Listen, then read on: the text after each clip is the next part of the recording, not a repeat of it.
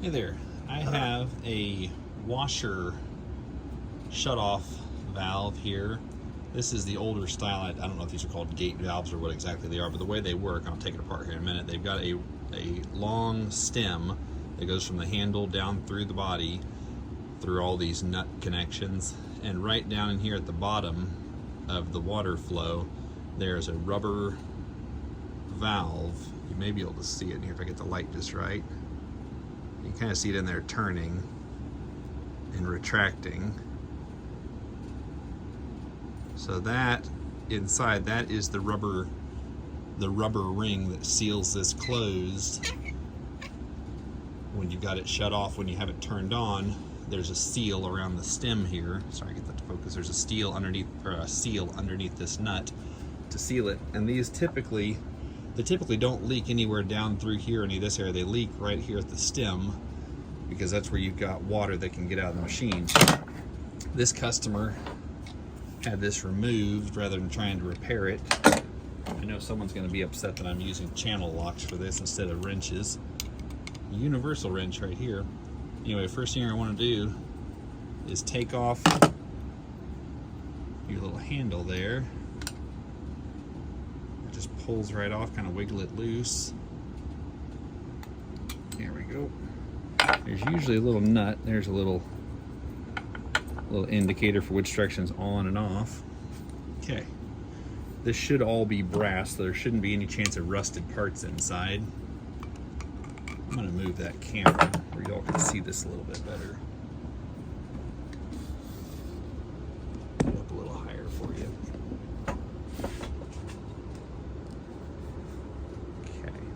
About right.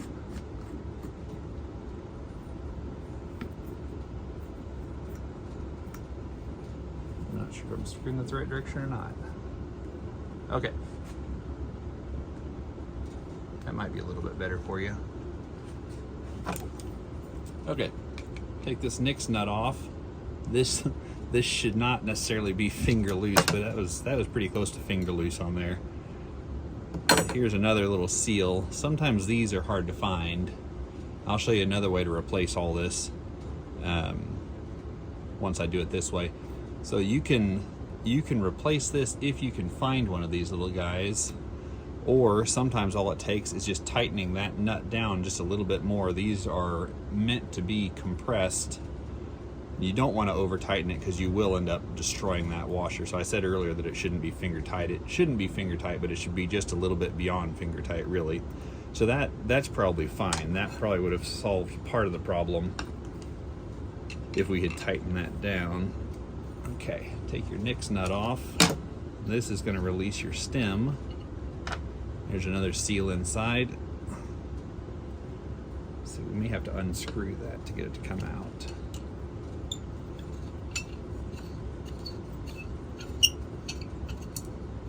Yep, there we go. Okay, and that is really all there is to it. So if it's leaking when you have it turned on, it's this upper washer. And you can get one of these universal washer kits at Lowe's, Home Depot, any of the big box stores, or on Amazon. And some of them you are going to have to drill the hole to make it fit, but that looks to be about the right size washer. Yeah, that's pretty much the right size washer. So all you'd have to do is enlarge that hole. Don't try to force it over there because it'll split. But this old washer is completely toast. So if you can afford it, I don't recommend trying to repair these. I would say replace them. That is typically the culprit when you have the whole thing shut off and it's still leaking water. It's that bottom washer, rubber washer. If I can find a screwdriver, I'll show you how to take it off.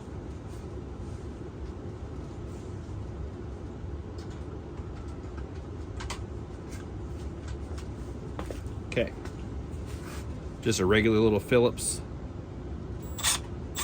Sometimes those can really be stuck on there. Oops, there she goes. That's really all there is to it. Put another washer on there, clean these surfaces up with a little bit of steel wool. Will probably be the best thing to do on here. Try to get all that scale and build up out of it. Reassemble it Kind of surprised this thing leaked. That bottom washer was in fairly good shape for as old as this thing is. These you typically can't over tighten because they have a depth gauge set on the screw to where it can't go too deep. But you're going to want to clean up all these mating surfaces wherever it goes through a seal. That seal is probably the main culprit. That one is completely crushed, is not any good at all. But just like you took it apart, put it back together. Of course, I wasn't paying any attention because I had no intention on reusing this. And I'll show you another way that you can fix this. Okay, so that's down on there. Make sure that all seated properly. Looks good to me. Okay, get this Nix nut. Now there's another style. You don't want to overdo it, but if you turn the water on and these leak, then just tighten it down just a hair more until the leak stops. If you over tighten these, you're going to ruin the washers. You can also, on this top here, if you have a different style washer or if you cannot find this washer, you can take some thread tape, Teflon tape, get a pretty healthy piece of it there. It's probably about 4 or 5 feet.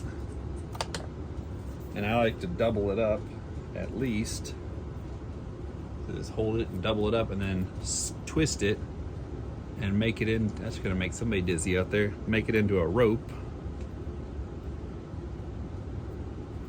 They sell this at the store. I don't know exactly what they call it. It may be Teflon rope or packing rope, but it is intended for doing what I'm doing here with this Teflon tape. So once you've got that, you might want to do more than just double it up. But you're just going to twist this around the shaft and fill up that space. And this is probably not enough for what we're doing here.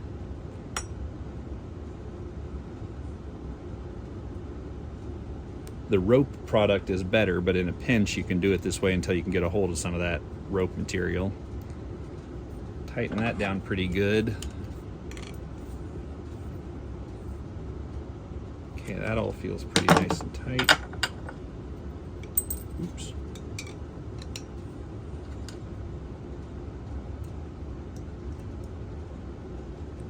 Reassemble. I'm not going to tighten that down. Yeah, that feels fine to me. That all seems to open and close as it should. Okay, that is really about all there is to it. If you can afford it, I like to replace these completely with quarter turn ball valves.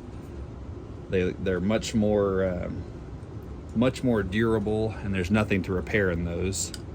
They're easier to replace too once you get these out of the way.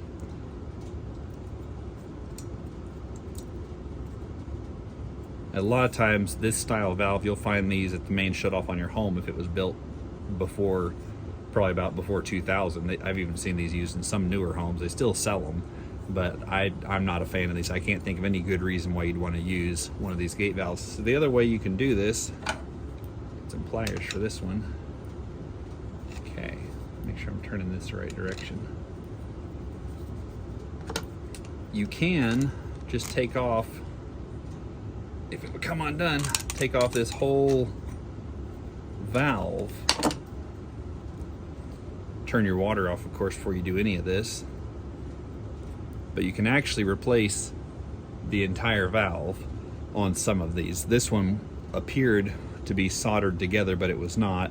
So this could be replaced still.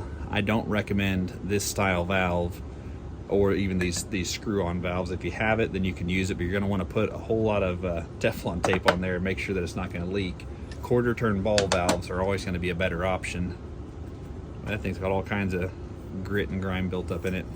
But anyway, you'll put Teflon tape on your threads, thread it back together if you can't get in here to replace the pipes, or if you just need a temporary fix, and put her back together. You're good to go. I hope this was helpful to someone out there. If you got any questions, please leave them in the comments below. If you have an idea for a future video you'd like to see, please leave that below as well. Thank you for watching.